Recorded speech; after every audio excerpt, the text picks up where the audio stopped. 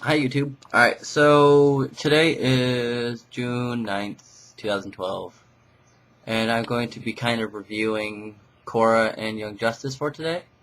Alright, so I woke up kind of late today, so I caught Korra before I saw Young Justice, so we're gonna go for Korra first. So in this episode, everything that I wanted to happen, happened, and some things I weren't, some things I wasn't even expecting to happen, happened, and it blew me away. Because I was actually wrong about something for once in Avatar history. So, what my prediction was is that Tarlok was a second Avatar because we did all this. We were gonna do a conspiracy thing last couple of days, but we never got around to doing it because we've been working on cosplay and stuff like that. So, priorities, right? So, anyways, so we took liberties and not making that video because it would have been a lot of extra work to be wrong. So, we moved on to watch the episode, and when Tarlok and Amon first met up was the deciding point that, hey, they're not the same person. So, as the episode progresses, it starts off, like Milo being awesome and answering the phone, then Tenzin getting the call because frickin' Tarlok set up the crime scene did not make any sense to me because it didn't make sense. Why would the glove be in that crater? Why wouldn't there be any suspects? Because everyone knows Tarlok's waterbending abilities. Though his bloodbending abilities were not known, he was still good enough as a waterbender to get on the council. So how would he have not been able to apprehend or catch any of them, on top of the fact of him creating this task force that catches Equalists? So there's one hole in your plan. Then you got Beifong, who is the coolest person ever. I love Lin Beifong, and she is like major BAMF status, and I can't even compare anything to her because she's just too great. Anyways, so Beifong comes back and she puts on her armor, and I also called that metal benders have to bend their armor on, which is really cool. But anyways, so she puts her outfit on, goes and releases Asami, Mako, and Bolin, and then they all go and confront Tenzin. I was really kind of upset by the absence of Tano in this episode, because it would have been a really good time to bring him back, bring him into the series, try to get him. He may have lost his bending, but maybe this could have been his way to get back at him back at like the Equalists for doing this to him.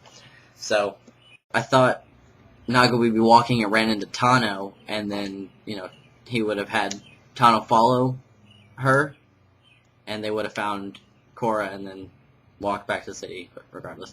So, I think, skipping to the end of the episode, I think that Amon wanted Korra to escape. I think he, deliberately made sure that his, peons went to go and release her, because he blatantly said very loud to where she could hear it, electrocute the box to knock her out. Which is kind of giving Korra a hint, hey, I need not be touching any of this metal. I think he wanted to test her wits to see if she could get out of the situation, and she did, and it was great. There's a picture floating around the internet right now, and it's of Boomy, Aang's son, with Amon's mask. And I really, really don't want to believe that it's Boomy, but the more and more I think about it, the more plausible it is, but the less probable. So, because he was born, his dad was the Avatar, his older sister was a waterbender, his mom was a waterbender, and then he was a non-bender, so he's been dealing with all this stuff his whole life. Can you imagine being the only non-bender in your family? Like, at a certain point you'd be like, because, for all of us, we don't have bending, so, that would be awesome for us to be the one person in the family who couldn't bend would just it would just crush your world. So, and then he's not a bender, and then it goes on to Tenzin, and Tenzin is an airbender. So having that gene skip you is kind of like a big deal, especially when your dad's the Avatar. It's like a 1 of 4 chances of getting a bending ability, or a 1 of 5 technically, and getting the odd one out. But it could be him, but at this point he would be the same. He'd be a little bit older than Tenzin. He'd be like 60. I don't want to believe it's him, but there's that little part in the back of my mind that's like, it could be him, but I'm not sure. Okay, so this brings us to the Young Justice part of the episode, so I'm kind of be a little scatterbrained on this part. So, the episode starts off with Artemis and Nightwing. Like, Artemis is laying on the ground and Nightwing is performing CPR because something happened to her. So, he does the 23, 24, 25 count and then proclaims her dead. And then you're like, whoa. You can't just start an episode off like this. It goes back, and it's 10 hours before this happened. And the basic premise of the episode is that Earth is trying to establish a comm link with Mars because the Green Martians and humans, Green and White Martians and humans, want to set up this kind of communication so that they can watch each other's back. So this episode's villain is Black Manta, which is Aqualad in the situation. And they go, and Artemis comes back to the team, and Wally is not very whelmed by it at all. So Artemis joins back to the team, and she's kind of a little bit of, like, rusty, but she's still as awesome as she used to be. So you're getting that action from the first season with it now. It's a little bit different because the way the art style and the way the fighting style from the first season to this one kind of, like, transferred over a little bit. It was weird for me. But Black Manta, or Aqualad, is trying to stop this missile from going into space and connecting with Mars. So, they go and they set up Gamma Squad and all this stuff, and in the bioship is Superboy and McGann. And they have that little bit of, like, tension in there, and then Connor snaps and just goes off on McGann, finally tells her what's on his mind, and is like, yo, you need to chill out with all these lobotomies. You're using your powers to the point where I don't even trust you in my mind anymore. You tried to get rid of my feelings, my thoughts, my everything, my feels towards you, and I thought I knew you better than this. And he just goes off and pretty much puts her in her place, and she gets all upset, and Lagoon Boy is an annoying demon of a character, and I hate him so much, and he pretty much just, like, does this ambush thing, and it wasn't planned out at all, and he just kind of goes in headstrong like an ass and gets attacked.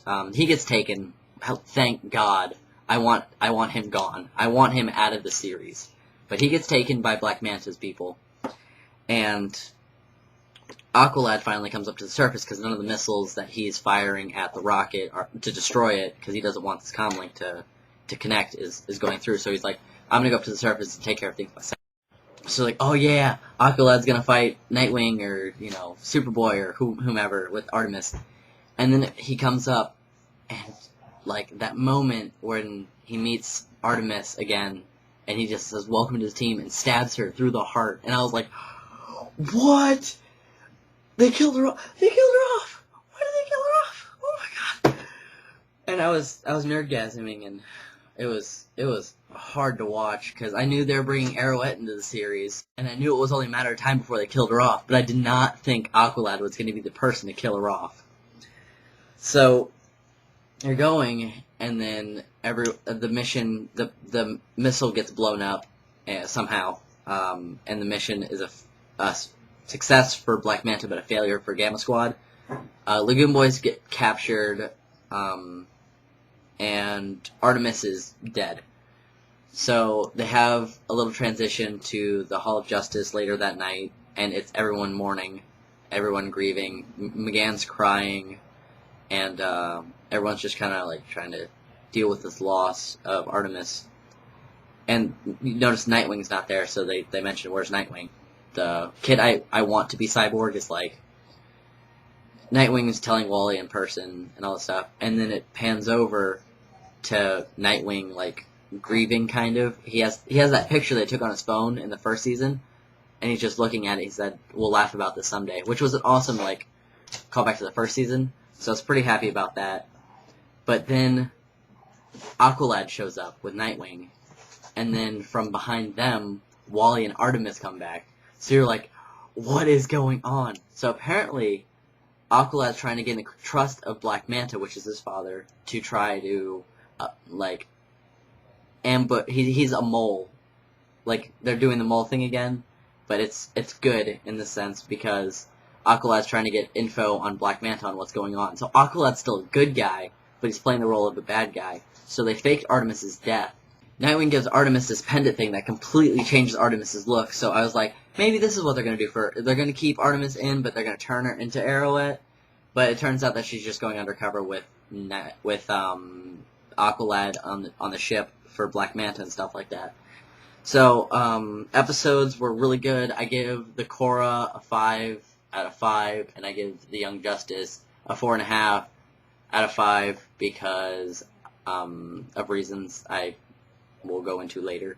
But this is kind of my mixture review. I got a comment a couple days ago that was like, hey, do you hate Young Justice? It's just, I've been really busy with cosplay, and I've been really busy trying to take care of stuff and getting my job stuff in order, working towards getting money to go to Otakon, and, sending happy birthdays to a special someone today. So, Electric Lady, happy birthday to you. Happy birthday to you. If you guys don't know Electric Lady, she's probably one of the greatest cosplayers I've ever met, and I'll link her down below. I'll link the episodes down below, and hopefully you guys enjoyed the episodes as much as I did. I'll probably link to Nina's review as well, because she does reviews better than me, but I like doing reviews. So until next week, I will catch you guys later.